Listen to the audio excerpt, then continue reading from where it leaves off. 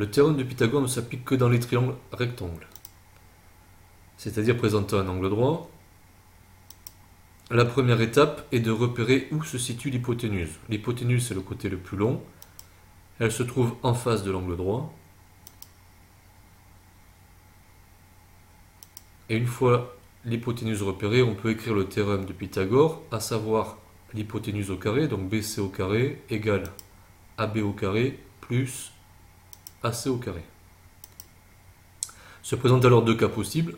Soit on cherche à déterminer la longueur de l'hypoténuse, BC, soit on cherche à déterminer la longueur d'un des deux autres côtés, par exemple ici AB. Dans le premier cas, on part toujours de l'écriture du théorème de Pythagore, à savoir BC carré égale AB carré plus AC carré.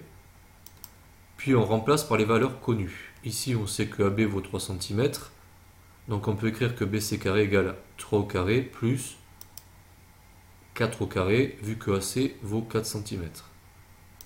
Ensuite on calcule, 3 au carré vaut 9, 4 au carré vaut 16, donc BC carré égale 9 plus 16, c'est-à-dire 25.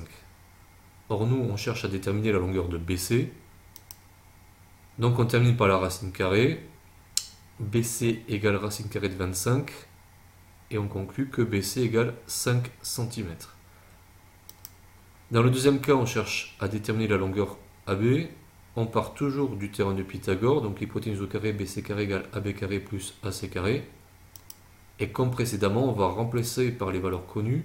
On sait que BC égale 5 cm, donc BC carré est remplacé par 5 au carré. Et on écrira que 5 au carré égale AB carré plus 4 au carré, vu que AC vaut 4 cm. Ensuite, on calcule. 5 au carré vaut 25, 4 au carré vaut 16. Donc 25 égale AB carré plus 16. On en déduit la valeur de AB carré. AB carré égale 25 moins 16, c'est-à-dire 9. Et comme précédemment, ce qui nous intéresse, c'est la longueur AB. Donc on termine par la racine carrée de 9, ce qui fait 3. Conclusion, AB égale 3 cm.